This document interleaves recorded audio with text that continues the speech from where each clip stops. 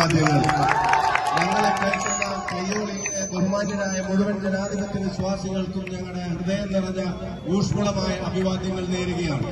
ഞാനൊരു പ്രസംഗത്തിന് മുതിരുന്നില്ല, സമയമേറെ വൈകി. ഒരൊറ്റ കാര്യം മാത്രം പറയുന്നു.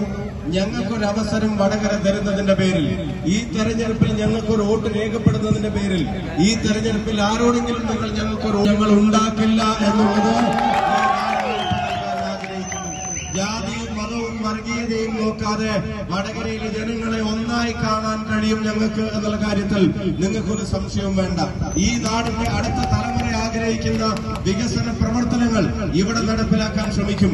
വടകരക്ക് വേണ്ടത് ചോദിക്കാനും, വടകരക്ക് വേണ്ടത് പറയാനും, വടകരക്ക് വേണ്ടത് ചോദിച്ചു വാങ്ങാനും ഇന്ത്യൻ പാർലമെന്റിനകത്തും പുറത്തും നിരന്തരം ഈ നാടിന്റെ ശബ്ദമായിട്ടുണ്ടാകും.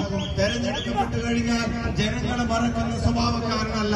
തെരഞ്ഞെടുക്കപ്പെട്ടു കഴിഞ്ഞാൽ നാടിനേക്കാൾ വലിയൊരു പ്രാധാന്യം മറ്റൊന്നിനുമില്ല. അതുകൊണ്ട് ഈ നാടെന്ന കുടുംബത്തിന്റെ കൂടെ എന്നെ കൂടെ ചേർത്ത് നിർത്തണേ എന്ന വിനീതമായ അഭ്യർത്ഥനയുമായിട്ടാണ് നിങ്ങളുടെ മുമ്പിൽ വന്നിരിക്കുന്നത്. ഇവിടെ വന്നിറങ്ങിയ സെക്കൻഡ് തൊട്ട് വടകര തന്നിരിക്കുന്ന ഊഷ്മളമായ സ്നേഹമുണ്ട്, ആവേശകരമായ സ്വീകരണങ്ങളുണ്ട്. അതിനൊക്കെ നന്ദി പറയണമെന്നുണ്ട്. പക്ഷേ ഞാനതിന് നന്ദി പറയുന്നില്ല. എനിക്ക് നന്ദി ഇല്ലാത്തത് കൊണ്ടല്ല, എന്റെ നന്ദി പ്രവൃത്തിയിൽ കാണിക്കുമെന്നുള്ള ഉറപ്പ് ഈ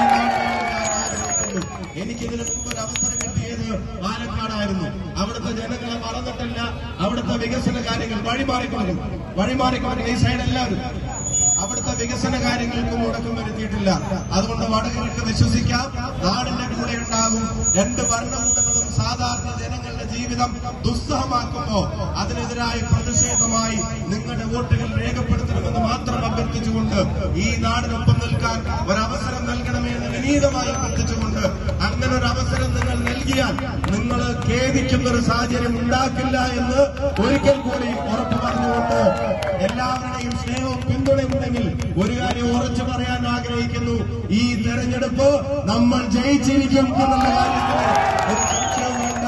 ഇത്രയും നേരം ഇതിന്റെ പുറകെ നടന്ന് ഈ വെയിലും കൊണ്ട് ആ കൈക്കുഞ്ഞുങ്ങളെയും കയ്യിൽ പിടിച്ച് പ്രിയപ്പെട്ട അമ്മമാരും ഉമ്മമാരും സഹോദരിമാരും ഗുരുകാരണവന്മാരും പിഞ്ചു കുഞ്ഞുങ്ങളും അടങ്ങുന്ന വടകരയിലെ കുടുംബത്തോട് പറയുന്നു, നിങ്ങൾ ഇപ്പൊ കൊള്ളുന്ന വെയിലിന് അടുത്ത വർഷങ്ങളിൽ ഈ നാടിന്റെ തണലായി വെയിൽ കൊള്ളാൻ ഞാൻ ആഗ്രഹിക്കുന്നത് മാത്രം പറഞ്ഞുകൊണ്ട് സ്നേഹാഭിവാദ്യങ്ങൾ നേർന്നുകൊണ്ട് നിർത്തുന്നു.